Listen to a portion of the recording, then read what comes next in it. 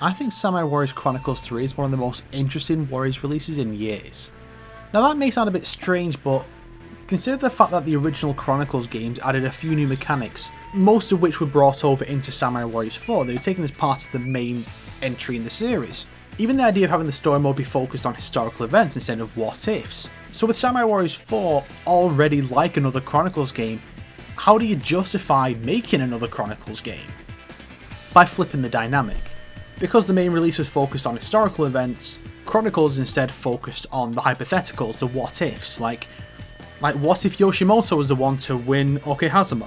What if Shingen made it to the capital? The game has these and other scenarios, and it's interesting to see how different these are from typical. Like, the Mitsunari winning Sekigahara one is not just another Mitsunari just happens to win, it's because there is actual setup as to why he wins, what is different in this scenario compared to the main one. The way it works is once you reach a certain point in the story, like let's use for example Okehazama. You clear Okehazama in the main story, the Oda win, Yoshimoto is killed.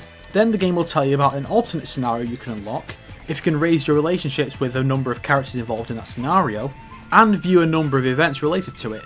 Once you've done all that, the new scenario becomes unlocked and you can play through it. It's quite cool though, a lot of these scenarios do lead to a situation where you get a mandatory bad ending, after which you can then raise your relationships with all the characters again even higher, and view another event which will allow you to get a Redux version of the stage.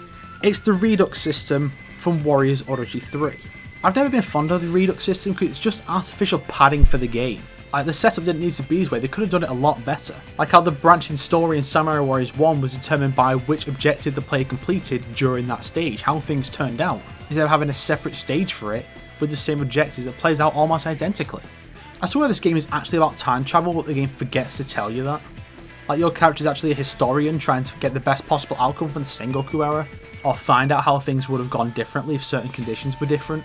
The scenarios are mostly quite good though, a lot of them do kind of come down to the only way to get peace and have a good ending where no one dies is if the character you're fighting with forgives their enemy and they kind of make peace. A lot of them kind of boil down to the same basic lesson, and it gets kind of monotonous, especially when you've seen it like 5 times already. As far as side content goes, there's just this weird side mode. It's somewhat similar to the one from Samurai Warriors 2. You're basically put into a map and you have to complete a number of objectives within a time limit. Completing the objectives will give you more time, but you have to make sure one or all the characters make it to the stairs to escape before the time runs out. I'm not sure what exactly happens if any of them are missing. Like, if you get 3 to the stairs and one doesn't make it in time, maybe you fail altogether. It's really not a very good mode. I think it's possibly the worst one they've had so far. Possibly worse than Sugoroku from Samurai Warriors 2, and that's saying something. The game's available on Nintendo 3DS and PlayStation Vita, though if you have a choice I recommend going for the Vita version. The Vita version lets you carry over any DLC you bought for Samurai Warriors 4 aside from stages, but you can keep over horses, costumes, all that stuff. For exclusive content for the game, I don't know if it's available on 3DS, but the Vita version does have a stage pack, and for the first 4 weeks of the game's release, the player can download Naomasa's costume from Samurai Warriors 4 2 for free. After the 4 weeks are up, it will be paid. So you have to choose, definitely go for the Vita version because you carry over your DLC and it's got better graphics.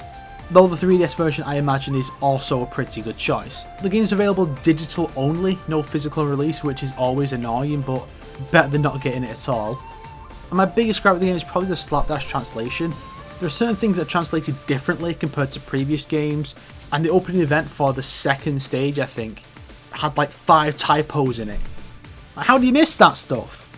Still, it's a good game, but I'm not really sure what the game can offer to you. If you're not into Warriors games, I'm not sure this one will necessarily win you over. The story mode isn't as in-depth as Samurai Warriors 4 or the original Chronicles. If you're looking for what-if scenarios based on Samurai Warriors 4, you might want to hold out until the release of 4.2 in October. Still, if you're desperate for more Samurai Warriors 4 content, this will probably tide you over until then. Until next time. すみません。どちらで遊んでくれますか？